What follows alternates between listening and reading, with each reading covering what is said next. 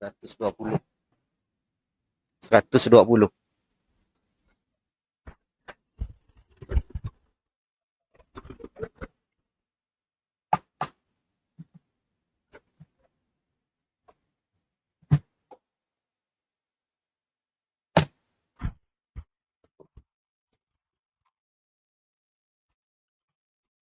Bismillahirrahmanirrahim.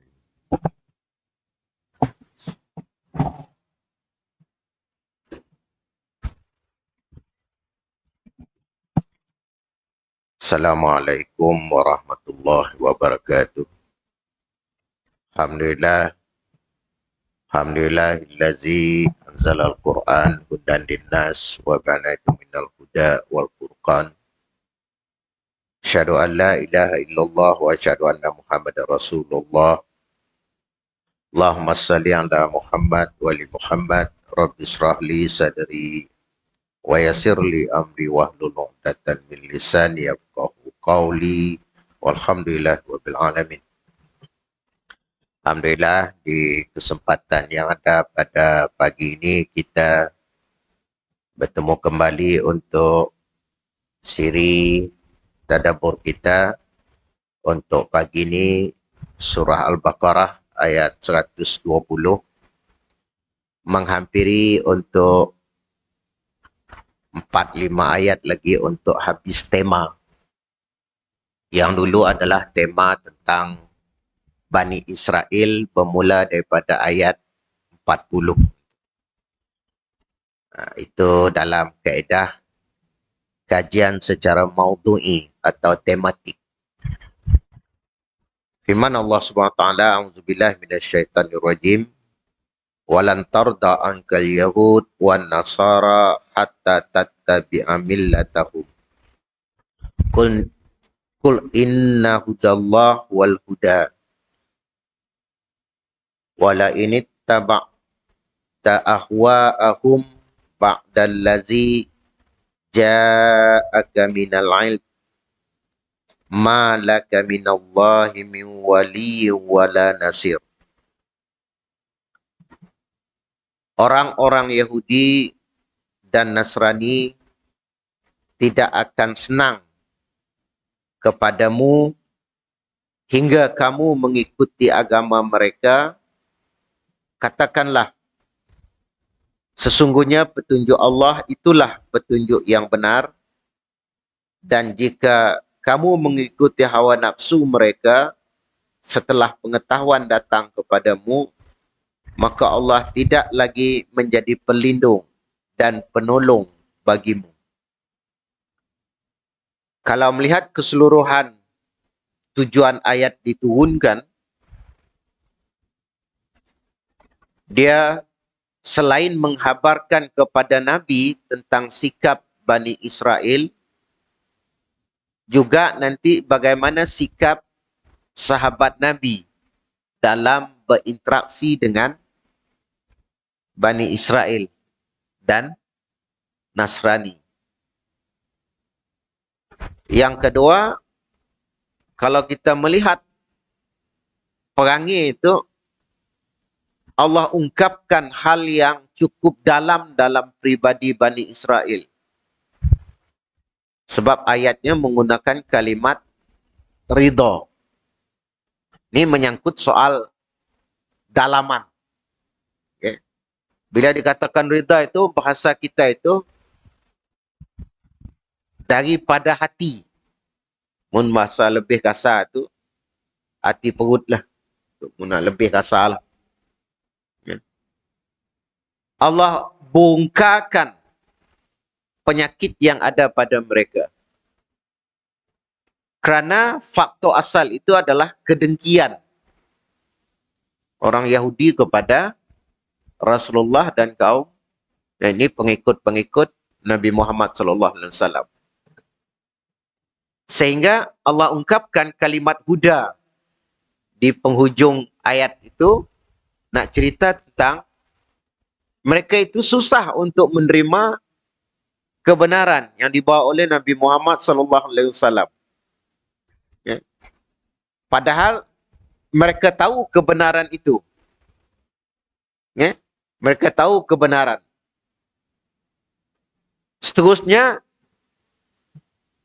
kalau mereka dengan cara mereka itu dikatakan orang yang mengikut hawa nafsu mereka. Ada dikatakan ahwa'ahum itu bahasa kita juga, tibaul hawa itu mengikut hawa nafsu. Sebab itu selain daripada petunjuk Allah itu kita kategorikan sebagai ahwa'ahum itu. Kalau untuk Yahudi itu mengikut hawa nafsu mereka. Sebab kalau kita lihat daripada zaman Nabi Musa alaihissalam itu sendiri, daknya dengan perangai dan pun dengan kehendaknya pun. Padahal dah jelas di depan mata dengan wahyu, dengan mukjizat, tapi susah untuk nerima. Kalau dah pakai kalimat lan itu, ada lagi pandangan dalam dakwah. Apa bahasanya? Mun bahasa saya end dalam dakwah. Si dapat diharap lagi lah munak dipadah-padah. Mundah Nabi Muhammad sallallahu alaihi wasallam sendiri susah berhadapan dengannya, apa diharap kita? Nah, ini yang konklusi nanti diambil. Kalau Yusuf Qaradawi mengambil kaedah, si ada lagi yang namanya kata janji, kata damai, kata sepakat dengan Yahudi. Nah, ini sikap ini. Sebab dapat diharap lagi dah. Memang dah dapat diharap. Dan kalaupun ada mereka nanti, biasanya kalau Yahudi itu di akhir zaman ini masuk Islam, tentu dengan mereka itu dengan ilmu yang nyata. Apa maksud ilmu yang nyata? Dengan kajian-kajian mereka. Sebab kita nangga Grady, Profesor Grady, yang nulis tentang sejarah Islam itu, dalam buku beliau, kita lihat ilmunya memang cukup hebat. Mengkaji tentang sejarah itu cukup dalam. Kebetulan dia memang Yahudi. Tulisan dia pun cantik. Sebab dia memang dapat kebenaran itu dengan ilmu. Sebab ada sebagian Yahudi itu penyakitnya itu, penyakit keturunannya dalam arti kata, nang bila dah semua seorang si mau ikut, terutama pendeta mereka sendiri, semua si mau ikut. Kata orang bankingnya si habis. Sebab itu ada dalam cerita tentang Abdullah bin Salam itu yang mengikut kebenaran Nabi, maka pendeta mereka ini pun dicecarnya Walid. Dianuknya Walid. Padahal dalam beberapa sekejap mata aja, daknya boleh berubah. Bila Nabi nanya, macam ni pendeta kita tu, okey, orang bagus. Sekejap keluarlah pendeta ya, madahnya dah masuk Islam. Terus disumpah. Nak menunjukkan betapa bahasa kita hati perut dannya tu nak terima kebenarannya terlalu berat. Ya, sebab itu kalau kita nang si ada harapan lah. Si nak berharap Yahudi itu. Cuma kalau mereka dengan sendiri mengkaji sebab itu, ada juga pandangan mengatakan golongan orientalis, orang yang mengkaji Islam, mengajar Islam di barat, yang mereka bukan Islam. Kalau mereka, dia ada 3 golongan. Golongan pertama adalah golongan kajian ilmiah. Nang sengaja kaji. Golongan tu mudah masuk Islam. Golongan kedua, golong yang diguna pakai oleh Yahudi supaya mencari kelemahan orang Islam. Ya, maklumatnya diambil untuk mengelabui lagi orang Islam. Sebab itu banyak isu yang dimainkan kena kepada Nabi, kena kepada umat Islam, kena kepada sahabat. Ya, kena kepada Nabi, contoh yang madah Nabi itu kahwin dengan biar kecil. Itu di antara mainannya. Nabi belajar dengan pendeta Yahudi. Baru sekejap aja bertemu dengan Bukhairah dengan Warakah bin Naufal. Pakainya isu. Yang terakhir ini ada Nabi kahwin dengan anak kecil. Okay. Dituduhlah. Cari apa isu? Itu buat kajian untuk mukul balik. Ada nanti golongan ketiga yang mereka ini memang mencari kebenaran. Ilmiah, mencari bukti untuk membantai orang Islam. Kedua, yang ketiga itu memang mencari kebenaran. Di sini kebenaran Islam itu.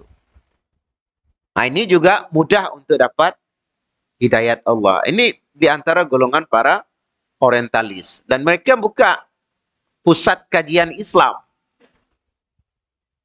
Dan ada mereka itu pakar dalam Quran, pakar dalam hadis. Nah, ini yang kadang-kadang orang kita terjerat juga belajar dengan tidaknya.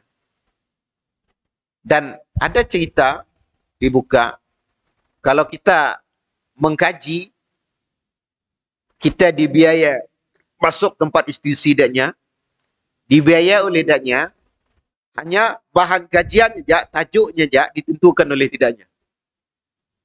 Kerana bila tajuk ditentu daknya, dipandu arah cara penulisan, cara kajian.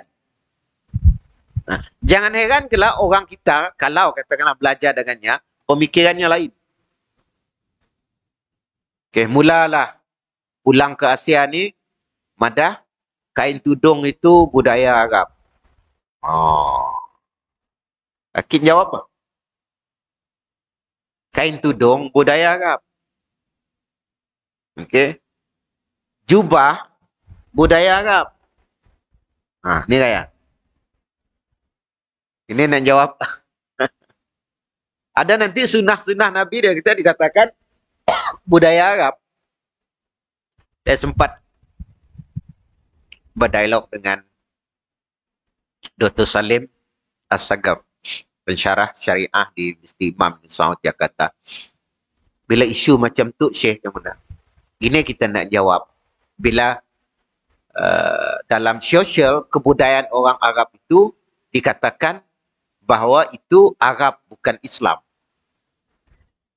Sempat beliau menjawab mengatakan bahawa ketika Islam datang, budaya Arab memang ada saat itu. Islam membenarkan, itu otomatik jadi, kalaunya hukum wajib, ini akan jadi syariat. Kalaunya ringan, paling tidak menjadi sunnah. Tapi kalau kita meneliti prinsip, ada contoh pakaian tadi tak? Pakaian prinsip dalam Islam tutup aurat. Si semesti maki jubah, nak maki jubah silakan. Prinsipnya tutup aurat. Even yang kita pun Melayu, kalaunya sesuai dengan agama, adat, silakan. Tapi kalaunya bercanggah, di situ. Cuma saya kata, nak merubah ni bukan mudah. Ya? Nak merubah, yang dikatakan budaya menjadi syariat. Budaya menjadi syariat. Sebab itu, kita dah dipesan oleh Nabi, kalau kita tetap berpegang dengan apa yang ditinggalkan oleh Nabi, insya-Allah. Tasbihun fa in tanaza'tum fi syai'in faruddu ila Allah wa rasulih. Jika kamu berselisih tentang sesuatu, faruddu, kembalilah ila Allah wa rasulih, kepada Allah dan Rasul.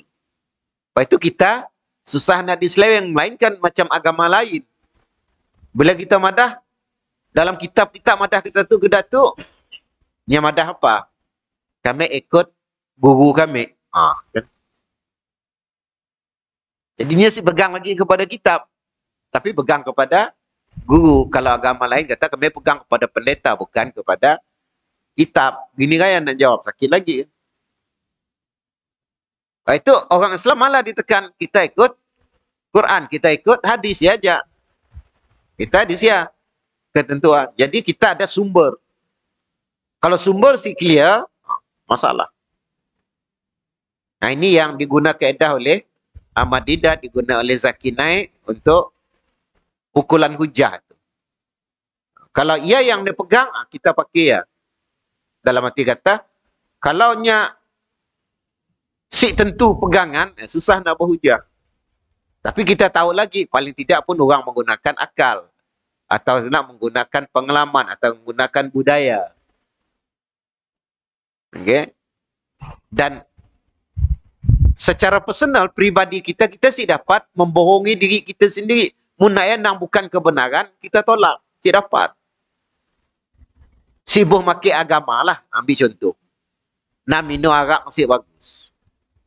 Kita si maki agama. Minum arak, mabuk, hilang akal. Si tahu gelap, pulang ke rumah.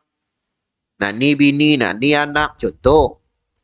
Si bagus nak? Hujah bagi kita. Mun driving kelak, mudah nak melanggar orang. Nyempun kelak, mau berjalan. Toyong hayang, jujung pergi ke parit. Kita si maki hujah agama. Sebab hati kita sendiri si dapat dibohong. Fa'alhamaha fujuraha wa taqwa. Allah ilhamkan dalam diri kita sifat fujur dan sifat takwa. Jadi, kalau macam ya, untuk kita melihat bagaimana Yahudi ini sendiri sampai di ayat 120 ini, Allah bongkar yang paling dalam diri dia untuk kita. Dibongkar bahasa kita hati perut. Maka, apakah tindakan untuk kita? Kembali kepada sikap hazar. Hazar tu bahasa kita itu, be careful. Hati-hati. Apa aja urusan dengan mereka, hati-hati. Ya? Nah, kita beruntung. Sebab itu ada dalam pembahasan Quran namanya, apakah rahsia di sebalik Quran itu diturun secara perlahan. Nah, saya cuba pagi tadi buka perbandingan dalam ulumul Quran itu. Di antara rahsianya, Allah menjawab gugatan itu yang dihadapan oleh Nabi Masaya. Dia begini. Kalau Nabi Musa 40 hari 40 malam, dia turun dia ajak nak. Tapi zaman Rasulullah SAW, Nabi Muhammad 22 tahun, 22 bulan, 22 hari, bila isu terjadi, sahabat bertanya, Yahudi berperangi, direct Quran, madah. Ini rahsia di sebalik hikmah kenapa Quran itu diturun secara beransur. Jadi Yahudi dapat bulak sih. Dapat bulak. Bayarnya, kajian kita dulu, madah apa? Dan dia bermusuh dengan Jibril. Jibril buat berita. Masalahnya info di tangan Jibril. Allah sampaikan melalui Jibril. Lepas itu, kami bermusuh adu kepada Jibril. Babnya nak mukul. Bila Jibril dapat diragukan, mana wahyu otomatik ditolak. Ini bijaknya mereka. Sebab itulah, untuk kita bersyukur. Okay? Umat Nabi Muhammad, kita mendapat khabaran daripada Nabi perangi mereka. Sehingga, kalau sekaranglah kita berhadapan dengan mereka, mereka masih ada lagi, kita senang, kita ada wahyu sebagai isyarat memberitahu kepada kita inform. Okay? Seterusnya, kebenaran Allah itu mereka akui, tapi mereka lah yang menolak. Sebab kalimat huda itu. Tahu kebenaran itu, tapi mereka lah yang menolak. Sebab itu di awal-awal ayat mengatakan awalan kafirin bi. Kenapa menggunakan istilah orang yang pertama-tama kali ingkar? Kenapa musyrikin Quraisy si kena ayat tu? Seolah-olah mereka memang tidak tahu, melainkan dikhabar oleh Yahudi. Masalahnya, orang Yahudi berilmu dulu. Bila datang Nabi, tinggal nyambung aja bahasanya. Tapi danya menolak. Lain musyrikin Quraisy, memang saya tahu. Sebab itu, danya dikatakan paling teruk. Tahu menolak dibanding dengan musyrikin, menolak kerana si tahu, kewajaran ada. Itu dalam teknik dakwah, ini ada kena pandai bijaksana berhadapan. Orang si tahu dengan orang tahu lain cara. Menghukum dia juga. Itu saya belajar dengan fik Umar, fik Saidina Umar. Menghukum orang mabuk, 2 orang. Hukum orang berjudi. Seorang dia tahu hukumnya, seorang si tahu. Yang si tahu hukumnya ringan. Yang tahu berat. Dan itu dia istimbat oleh kaedah hukum dalam Islam. Bila kita tahu benda yang salah, kita lakukan juga, resikonya lain. Mun orang si tahu, nyambolah, resikonya lain. Jumpa orang di hutan. Orang si pernah datang seruan, bahasa kita tak. Kita siapa nganduknya? Apapun yang dia lakukan, dia di hutan. Dia si tahu apa? Si ada orang datang ajar, si ada orang beritahu dengannya. Adakah yang nak disalahkan kita? Kita yang bersalah. Kita tidak menyampaikan. Itu dalam dakwah. Sebab itu, ada juga kaedah diadakan, bijaksana dalam dakwah, kata Profesor Hamka, tengok dulu mad'u, audien kita apa. Dalam ketidakpengetahuan, bimbinglah. Dalam yang tahu, patahlah hujahnya. Untuk yang tahu. Kena patah hujah. Jadi berat. Sehingga nanti bila berhadapan dengan hal seperti ini, orang Islam menjadi orang yang gegabah, cepat. Itu saya kata, kawan-kawan yang ustaz-ustaz, bila menghadapi isu di media sosial, tangga dulu. Mun orang ya jahil, orang si tahu, janganlah. Jangan kita masuk campur. Kita jadi ngano. Jadi ngano. Sebab itu, kita pun sebagai audien, nak komen sesuatu perkara yang kita si tahu, hati-hati juga. Kita si tahu perkara yang kita komen. Sebab itu, ada dikatakan fatabayyanu dalam surah Hujurat. Hendaklah kita selektif. Jadi, pengajaran seterusnya yang kita nak ambil, marilah kita tetap berpegang kepada petunjuk daripada Allah Subhanahu Wa Taala. InsyaAllah dengan ini, kita tidak akan dibuat tipu daya. Apa sebab? Target orang Yahudi dan Nasrani supaya kita menjadi pengikut mereka. Dulu saya pernah beritahu, beza Yahudi Nasrani, Yahudi kita akan jadi bahasa kasar je lah, senang faham, jadi ukui. Kalau Nasrani, memang mau kita ikut apa? Nasrani. Tapi Yahudi tidak. Kita jadi ukui. Siapapun bangsa di dunia ini, sebabnya si meletakkan bangsa selain Yahudi sebagai bangsa yang dimuliakan. Malah, kita selain bangsa Yahudi, kita diletak tahap lebih hina daripada binatang. Itu ideologi mereka. Bagaimana boleh diperlakukan menanggam munuh nabiak, munuh orang puan, apa semua. Setting di palaknya adalah, selain bangsa Yahudi itu lebih hina daripada binatang.